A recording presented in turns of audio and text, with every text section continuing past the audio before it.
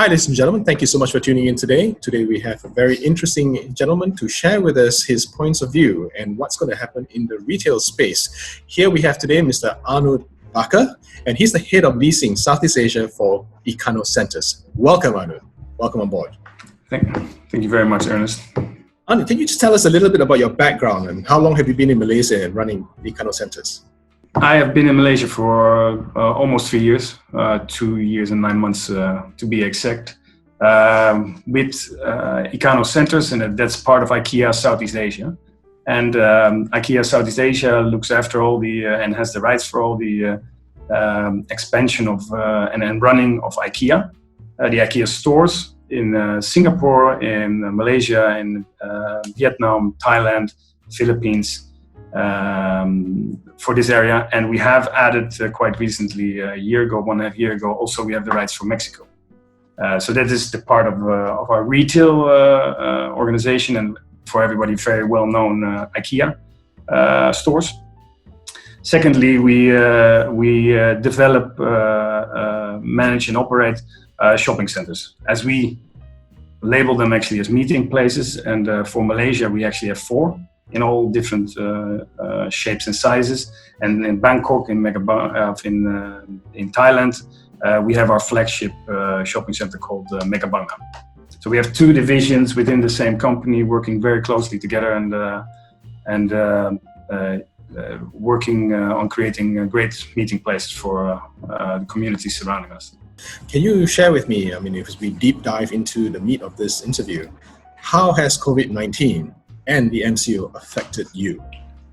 Not as an individual, but as a business. I would say our business is, of course, heavily affected, as many other businesses as well, in our ecosystem. I mean, we should not forget that a shopping center business is not only about the owner of the shopping center or the retailers. There's a whole ecosystem surrounding it, which creates an enormous amount of employment as well. But having said that in the introduction, our backbone and our heritage and our DNA is retail as well, and that's IKEA. And for the MCO in Malaysia, which is probably within all of our regions, the ones which started the first with the most restrictions, it has of course affected that part of the business, but of course our shopping centers as well.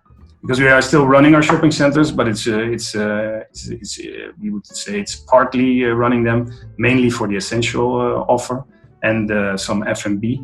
And the one thing we are trying to do is to keep as much open for our business partners to be able to run within all the rules and regulations set by the government, of course. Is there a challenge in terms of determining what is essential and what is not, or you're determining what the government says is essential in order to make that decision easier for you? No, yeah, well, we follow all the instructions from the government, of course. And yes, in these unprecedented times, there has been confusion, and there still will be confusion about certain categories. But I think that the main definition is literally making sure that people are able to have access to food-related products and medicine, and therefore that's mainly the cut there in essentials.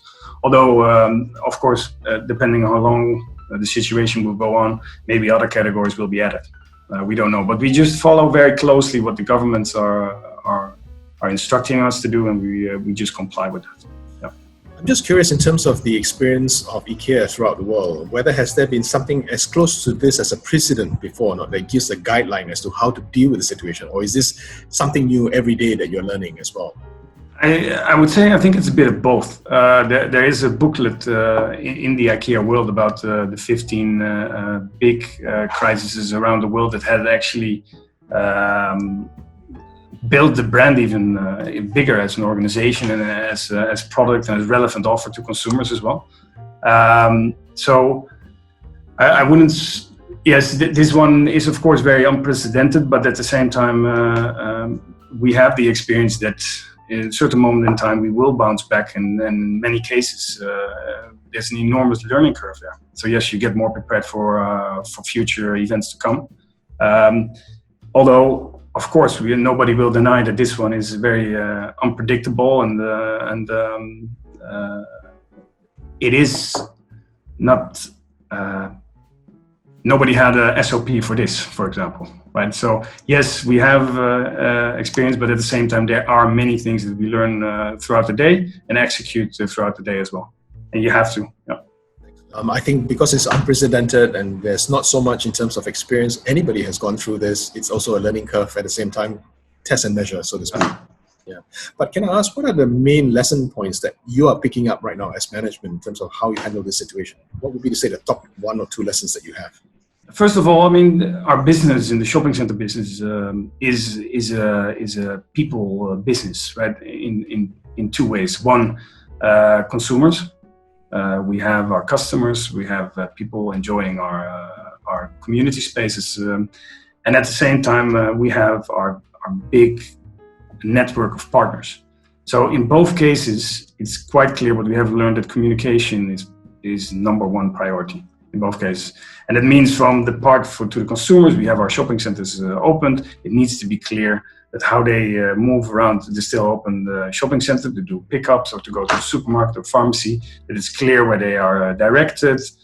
It is clear how we enforce social distancing there, because that's also something that we are practicing with heavily, of course.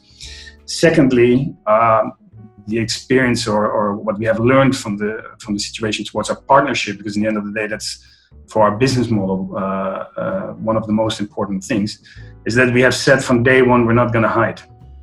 We're going to actively contact our tenants, and just to ask, how are you doing? How is your business looking like, etc. Again, it's a people business, so it's quite important that we stay in contact.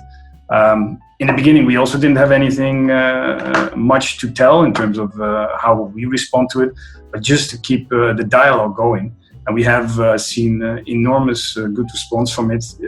I don't think we have been able to reach out to everybody by phone, because in the beginning we said, okay, we're just going to call everybody just to make sure that we keep in touch with our partners.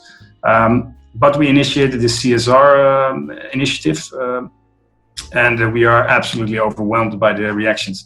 So what we did, we have encouraged our tenants to join us in supporting the frontliners of 10 major hospitals in Malaysia who are dealing with the challenge of the COVID-19. And we have up until now more than 80 tenants joining us and counting. So that was, and then what we did, the main focus was there to raise products which are needed by the hospitals. And we are absolutely humbled by the generosity of many of our partners. And that was a bit, as you asked me, what's the lesson you learned? We actually learned that, in these challenging times, people are able to get together as an industry, right? So, that was just great to see. So that was big lessons learned. I think from operationally wise, you need to come up with new and improved SOPs on super short notice. And therefore we learn every day, but we also look at the best practices at other locations, other parts of the world as well. We have a quite extensive international network because of IKEA and parts of IKEA owning and operating shopping centers as well, apart from us being in quite many dialogues with other landlords as well. I can imagine the communication that you have with your head office as well with regard to the lessons that you're learning on a daily basis and how you're going to be helping the other centers around the world that IKEA has about the lessons you're learning that they can adopt on their side. So it's also adding new pages to their own SOPs. Well done. I think for everybody it's a big learning curve, and the experience up until now is very clear that everybody is searching for new good initiatives. And I think that it's all throughout this whole episode is the fact that everybody's in the same boat, right? So, and that's actually, it sounds weird, but it's probably one of the best things that happens there. So everybody wants to help, everybody wants to support, and everybody who has a good idea is sharing it as well. Can I dive into how you're going to take the lessons that you learn now into the future? And one of the things that we talked briefly before we started recording was the present situation has probably started a new habit amongst shoppers or amongst consumers now. Social distancing, making sure that you're not sick when you go out, or be wary of people who even appear sick as they go out. Do you see that this particular situation will cause a shift in shopper behavior, especially in shopping centers, and particularly your shopping center and location? It's an extremely good question. I think that this question is applicable to every public location. But having said so, in Malaysia or in Southeast Asia, but in Malaysia definitely, there's an extreme strong malling culture, right? If you would compare it to other parts of the world where public parks or forests are more dominated by public environment behavior. Over here, a lot of times our shopping centers are actually the role of this community space.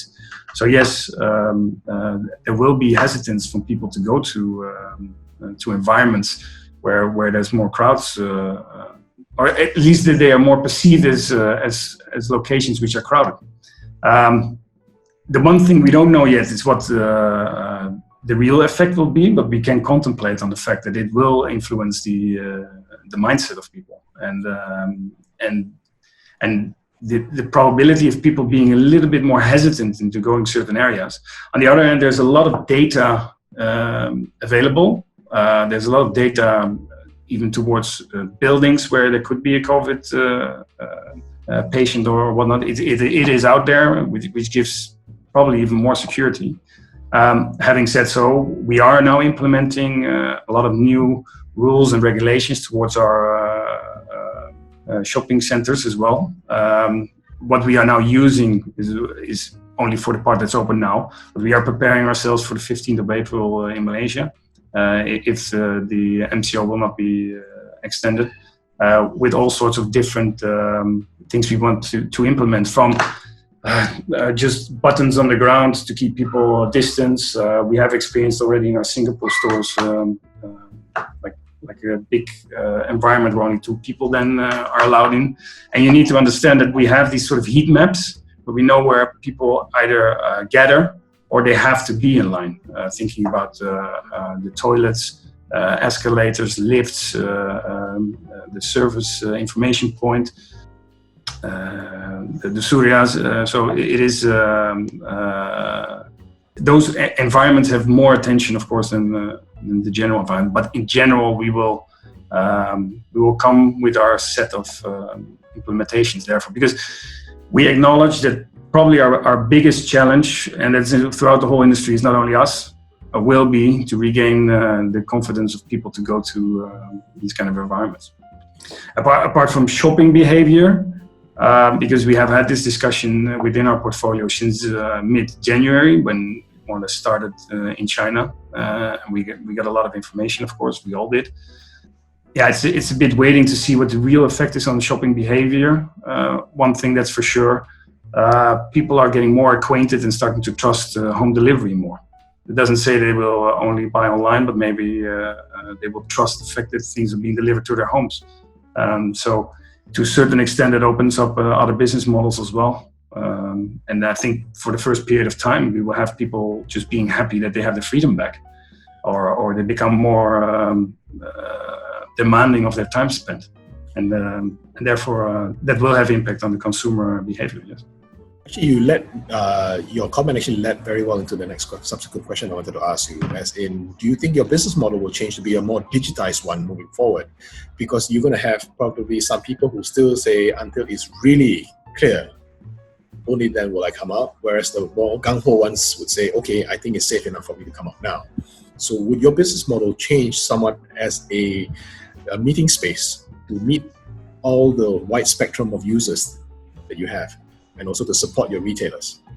Most definitely. Again, we don't know the scale yet. So, and it could also be that people say, okay, for this type of offer, I actually don't want to go because I have concerns. But for something else, okay, but I'm actually quite confident that it's well organized. Having said so, we are already getting, because we still have also food and beverage operators operating in our centers at the moment. We are connecting them to delivery services and some of those online portals, which are more or less as lead generator. So yes, that kind of activities we are thinking, those are already implemented. But there's more of that to come. We are opening up a discussion with many of our retailers, hopefully during the course of the next couple of weeks, is where we label it as unleash entrepreneurship, because one thing we have noticed, and that everybody has noticed, is that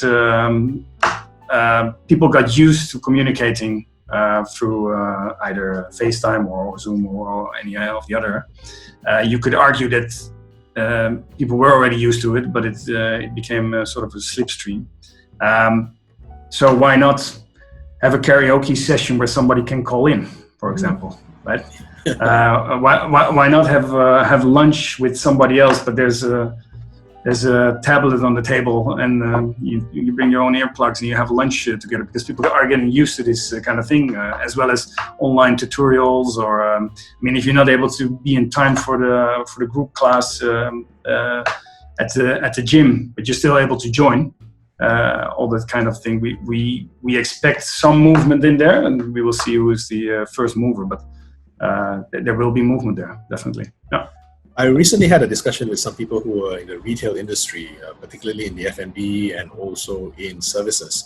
And although they actually have exposure in terms of they can still operate out of shopping centers and shopping malls, a lot of them have also said business has dropped dramatically and drastically, to a point whereby they are also finding it very difficult to survive financially, because of cost of operations, because of also difficulty in getting the raw materials.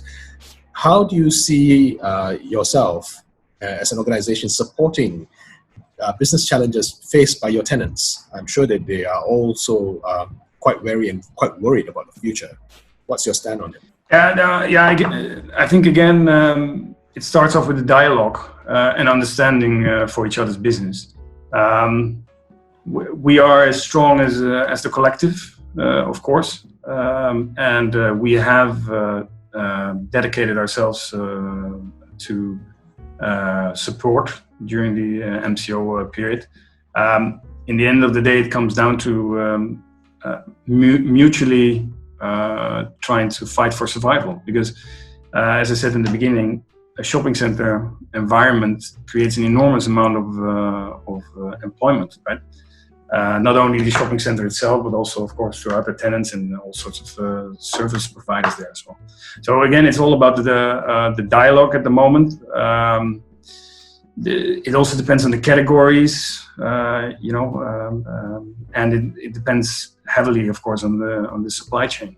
Luckily, to be honest, in Malaysia, the supply chain, for sure, for the food providers, is well stocked. We at least in our portfolio, we haven't experienced the supermarkets to have empty shelves. So that's really good, and that's a major achievement, I would say, by the supermarket organizations. We understand that there's very much difficulty, or that some of our other operators, which are still open, have quite some challenges at the moment, of course. Yeah, and then we deal with it mainly on a case by case basis, and again, having the dialogue together. The one thing we say as well is that, I mean, we want to be a good landlord, but we can still be in a challenging relationship.